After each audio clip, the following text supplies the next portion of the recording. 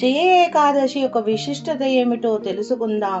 జయ ఏకాదశి లేదా భీష్మ ఏకాదశి హిందూ సంస్కృతంలో ఒక ముఖ్యమైన పండుగ.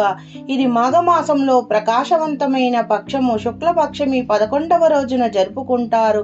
ఈ రోజు హిందూ మతంలోని ప్రధాన దేవతలో ఒక్కరైన విష్ణువునికి అంకితం చేయబడింది మరియు దీన్ని గొప్ప భక్తి మరియు ఆధ్యాత్మిక ఉత్సాహంతో ఆచరిస్తారు. ఈ జయ ఏకాదశితో సంబంధం ఉన్న ప్రాముఖ్యత, ఆచారాలు మరియు కథలని కొన్ని వివరంగా మనం తెలుసుకుందాం. జయ ఏకాదశి ప్రాముఖ్యత ఏమిటంటే ఆ నిష్ఠతో ఆచరించే వారికి అపారమైన ఆశీర్వాదాలు వస్తాయని నమ్ముతారు. భక్తులు ఈ రోజు తమ గత పాపాలకు క్షమాపణ కోరుతూ మరియు వారి మనసులో, శరీరాలు మరియు ఆత్మలు శుద్ధి చేసుకోవడానికి ఉపవాసం ఉంటారు. ఈ ఉపవాసం ఏకాదశి నాడు సూర్యోదయం నుండే మరుసటి రోజు సూర్యోదయం వరకు ఉంటుంది. దీని ద్వాదశి అని పిలుస్తారు. ఈ ఉపవాసం పాటించడం వల్ల వ్యక్తులు ధర్మ మార్గంలోకి వెళ్ళడానికి సహాయపడుతుందని భావిస్తారు. ఇక జయ ఏకాదశి వేడుకలు ఎక్కడెక్కడ జరుపుకుంటారో కాస్త వివరంగా తెలుసుకుందాం. ఆచారాలు మరియు భక్తులు పవిత్ర స్నానం ఆచరించడం ద్వారా తమ రోజును ముందుగానే ప్రారంభిస్తారు. ఇది శుద్ధికి అవసరమైనదిగా భావిస్తారు. స్నానం చేసిన తర్వాత విష్ణు విగ్రహాన్ని లేదా చిత్రపటాన్ని పూజించి దీపధూప నైవేద్యాలతో శ్రీ మహావిష్ణుని పూజిస్తారు. సమయంలో పువ్వులు, పండ్లు మరియు మిఠాయిలు వంటి వాటి నైవేద్యంగా పెడతారు. ఉపవాసం చేస్తారు. చాలా మంది భక్తులు ఆహారం తీసుకోకుండా నీటితోటే ఉంటారు. కొందరు కఠినమైన నిర్జల ఉపవాసం కూడా చేస్తారు.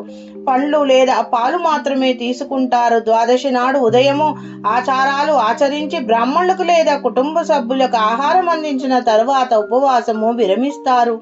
ఇక ఆ రోజంతయు భక్తులు భజనలు, భక్తి గీతాలను పాడుకుంటూ ఓం నమో భగవతే వాసుదేవాయ అని నామమంత్రాన్ని జపిస్తూ ఉంటారు. ఇక ఏకాదశితో అనుసంబంధించిన కొన్ని పురాణాలు కూడా ఉన్నాయి. జయ ఏకాదశి చరిత్ర మరియు పురాణాలలో నిండి ఉన్నది. దాని ప్రాముఖ్యత ఏమిటి అంటే కొన్ని ఇతిహాసాలు ఉన్నాయి. రాజా హరిశ్చంద్రుని కథ.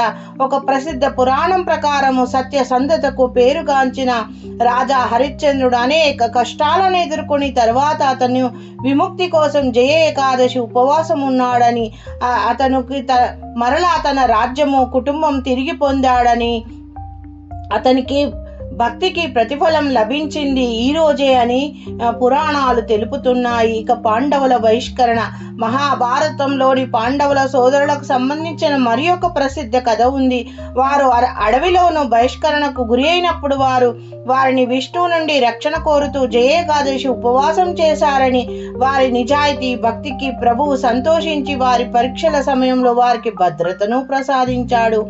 ఇక ఇలా అనేక కథలు ఎన్నో ఉన్నాయి. పౌరాణిక కథలు, ప్రాంతీయ వేడుకలు. ఈ జయ ఏకాదశి భారతదేశం అంతటా విభిన్నంగా జరుపుకుంటారు. ఉత్తర భారతదేశంలోనూ మరియు బీహార్ వంటి రాష్ట్రంలో భక్తులు దేవాలయాలను సందర్శించి ముందు గంగా లేదా యమున వంటి పవిత్ర నదులలో ఆచార స్నానాలు చేయడానికి ముందుగానే మేలుకుంటారు. ఇక మహారాష్ట్రలో కూడా ఈ మహాభారతంలోని భీష్ముని గౌరవార్థము భీష్మ ఏకాదశిగా జరుపుకుంటారు. భక్తులు ఆలయాలకు వెళ్ళి ప్రార్థనలు చేస్తారు.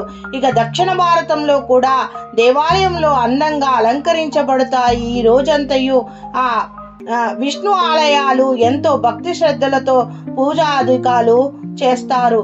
ఇక భారతదేశం అంతటా హిందువులకు జయ ఏకాదశి అపారమైన ఆధ్యాత్మికత ప్రాముఖ్యత కలిగి ఉంది.